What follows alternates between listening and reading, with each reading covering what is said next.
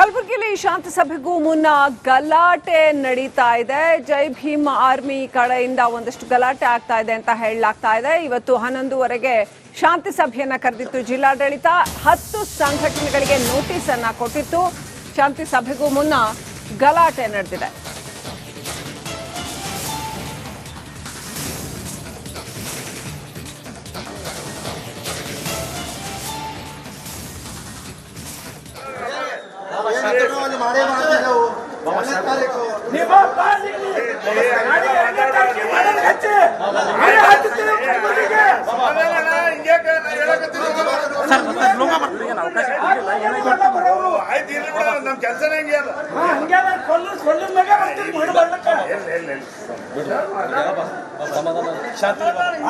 ನೀವು ಹರಾಸ್ಮೆಂಟ್ ತಲೆಗೆ ಇಟ್ಕೊಂಡು ಹೋರಾಟ ಮಾಡ್ತೀರಂದ್ರೆ ಮೇಡಮ್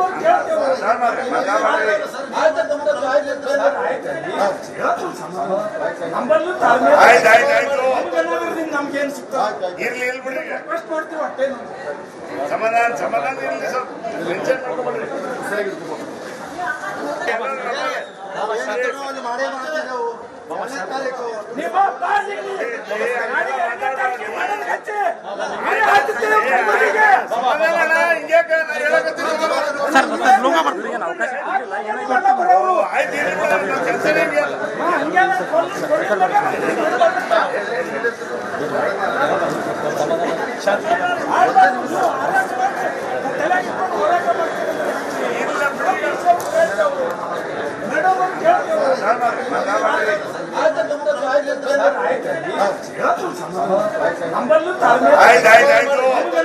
ನಮ್ಗೇನ್ ಸಿಗ್ತದೆ ಇರ್ಲಿ ಬಿಡಿ.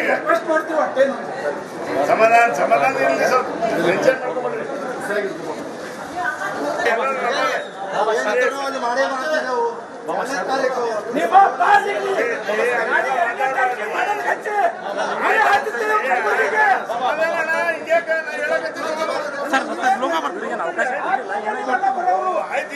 ನಮ್ ಕೆಲಸನೇ ಹಂಗೆ ಅಲ್ಲ.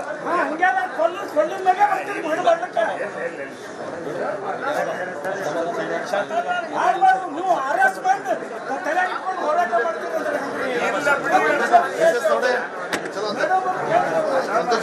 ಇರ್ಲಿ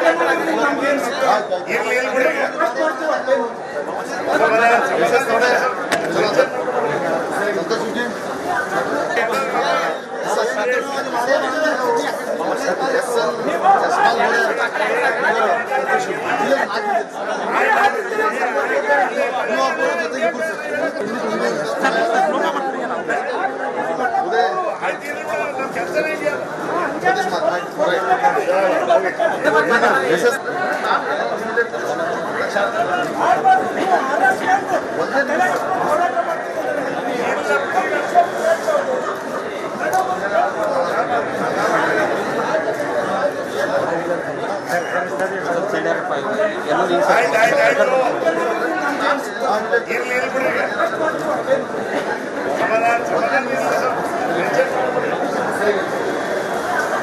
ಸರ್, ಇವತ್ತಿನ ದಿವಸ ಮಾನ್ಯ ಜಿಲ್ಲಾಧಿಕಾರಿಗಳಿಗೂ ಏನು ಸಂಘಟನೆದವ್ರಿಗೆ ಏನದ ಒಂದು ಶಾಂತಿ ಸಭೆಯನ್ನು ಕರೆದಿದ್ದಾರೆ. ಅದಕ್ಕೆ ನಾವು ಕೂಡ ನಿನ್ನೆ ಮೊನ್ನೆ ಎಲ್ಲ ಹೋರಾಟ ಮಾಡ್ಕೊತಾನೆ ಇದ್ದೀವಿ, ಎಲ್ಲದರದಾಗೆ ಇದ್ದೀವಿ. ಅದಕ್ಕೆ ನಿನ್ನೆ ನಾವು ಮನವಿ ಪತ್ರ ಸಲ್ಲಿಸಿದ್ದೀವಿ. ನಾವು ಚಿತ್ತಾಪುರದಲ್ಲಿ 2ನೇ ತಾರೀಕು ಏನಪ್ಪ ಅಂದ್ರೆ ಹೋರಾಟ ಮಾಡ್ತೀವಿ ಅಂತ ಮನವಿ ಪತ್ರ ಕೊಟ್ಟಿವಿ. ಅದ್ರ ಪ್ರಕಾರ ಅವ್ರ ಲಿಸ್ಟ್ನಾಗ ನಮ್ಮ ಹೆಸರಿಲ್ಲ. ಆದರೂ ಕೂಡ ನಾವು ರಿಕ್ವೆಸ್ಟ್ ಮಾಡಿ ನಮಗೂ ಕೂಡ ಏನದ ಸಭೆಯಲ್ಲಿ ಭಾಗವಹಿಸಲಿಕ್ಕೆ ಅವಕಾಶ ಮಾಡಿಕೊಡ್ರಿ ಅಂತೇಳಿ ನಾವು ವಿನಂತಿ ಮಾಡ್ತಾ ಇದ್ದೀವಿ ಅಧಿಕಾರಿಗಳಿಗೆ. ಅವ್ರೇನಪ್ಪ ತಳ್ಳೋದು, ನುಗ್ಗಿಸ್ಕೊಡೋದು, ಬಾಯಿಗೆ ಬಂದಂಗೆ ಮಾತಾಡೋದು ಮಾಡ್ತಾ ಇದ್ದಾರೆ. ಅದ್ರಲ್ಲಿ ಒಬ್ರು ಮೇಡಮ್ ಅವ್ರು ಪೇಪರ್ ಕೇಳಿದ್ರು. ಆ ಪೇಪರ್ ಕೊಡ್ಲಿಕ್ಕೆ ಹೋದ್ರೆ ನಂಗೆ ನುಗ್ಗಿಸ್ಕೊಡ್ತಾರೆ. ಮತ್ತು ವಿಠಲ್ ದೊಡ್ಡ ಮನಿ ಅವ ಯಾರು ಅಂತ ಕೇಳ್ತಾರೆ ಏಕವಚನದಾಗ. ಇವೆಲ್ಲ ಯಾಕೆ ಈ ವ್ಯವಸ್ಥೆ ಯಾಕೆ ಬೇಕು? ನೀವೆಲ್ಲ ಏನಪ್ಪ ಅಂತಂದ್ರೆ ಆರ್ಎಸ್ಸಿನ ಗುಲಾಮರಿದ್ದೀರಿ. ನೀವು ಅಧಿಕಾರಿಗಳಿದ್ದರೂ ಕೂಡ ಕೆಲವರು ಚಮಚಾಗಿರಿ ಮಾಡ್ತೀರಿ. ನಮ್ಮ ದಲಿತರಿಗೆ ಏನಪ್ಪ ಅಂತಂದ್ರೆ ಎಲ್ಲದರದೂ ಅವಕಾಶ ಕೊಡೋಂಗಿಲ್ಲ. ನಮ್ದೇನೋ ಹೋರಾಟ ಅದ.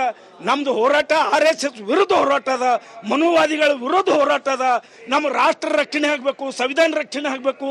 ಬಾಬಾ ಸಾಹೇಬ್ ಅಂಬೇಡ್ಕರ್ ಉದ್ದೇಶಗಳು ಈ ದೇಶದ ಪ್ರತಿಯೊಬ್ಬರಿಗೂ ಮುಟ್ಟಬೇಕು. ಸರ್, ಇವತ್ತಿನ ದಿವಸ ಮಾನ್ಯ ಜಿಲ್ಲಾಧಿಕಾರಿಗಳಿಗೂ ಏನು ಸಂಘಟನೆದವ್ರಿಗೆ ಏನದ ಒಂದು ಶಾಂತಿ ಸಭೆಯನ್ನು ಕರೆದಿದ್ದಾರೆ. ಅದಕ್ಕೆ ನಾವು ಕೂಡ ನಿನ್ನೆ ಮೊನ್ನೆ ಎಲ್ಲ ಹೋರಾಟ ಮಾಡ್ಕೊತೇನೆ ಇದ್ದೀವಿ, ಎಲ್ಲದರದಾಗ ಇದ್ದೀವಿ. ಅದಕ್ಕೆ ನಿನ್ನೆ ನಾವು ಮನವಿ ಪತ್ರ ಸಲ್ಲಿಸಿದ್ದೀವಿ. ನಾವು ಚಿತ್ತಾಪುರದಲ್ಲಿ 2ನೇ ತಾರೀಕು ಏನಪ್ಪ ಅಂದ್ರೆ ಹೋರಾಟ ಮಾಡ್ತೀವಿ ಅಂತ ಮನವಿ ಪತ್ರ ಕೊಟ್ಟಿವಿ. ಅದ್ರ ಪ್ರಕಾರ ಅವ್ರ ಲಿಸ್ಟ್ನಾಗ ನಮ್ಮ ಹೆಸರಿಲ್ಲ. ಆದರೂ ಕೂಡ ನಾವು ರಿಕ್ವೆಸ್ಟ್ ಮಾಡಿ ನಮಗೂ ಕೂಡ ಏನದ ಸಭೆಯಲ್ಲಿ ಭಾಗವಹಿಸಲಿಕ್ಕೆ ಅವಕಾಶ ಮಾಡಿಕೊಡ್ರಿ ಅಂತೇಳಿ ನಾವು ವಿನಂತಿ ಮಾಡ್ತಾ ಇದ್ದೀವಿ ಅಧಿಕಾರಿಗಳಿಗೆ. ಅವ್ರೇನಪ್ಪ ತಳ್ಳೋದು, ನುಗ್ಗಿಸ್ಕೊಡೋದು, ಬಾಯಿಗೆ ಬಂದಂಗೆ ಮಾತಾಡೋದು ಮಾಡ್ತಾ ಇದ್ದಾರೆ. ಅದ್ರಲ್ಲಿ ಒಬ್ರು ಮೇಡಮ್ ಅವ್ರು ಪೇಪರ್ ಕೇಳಿದ್ರು, ಆ ಪೇಪರ್ ಕೊಡ್ಲಿಕ್ಕೆ ಹೋದ್ರೆ ನಂಗೆ ನುಗ್ಗಿಸ್.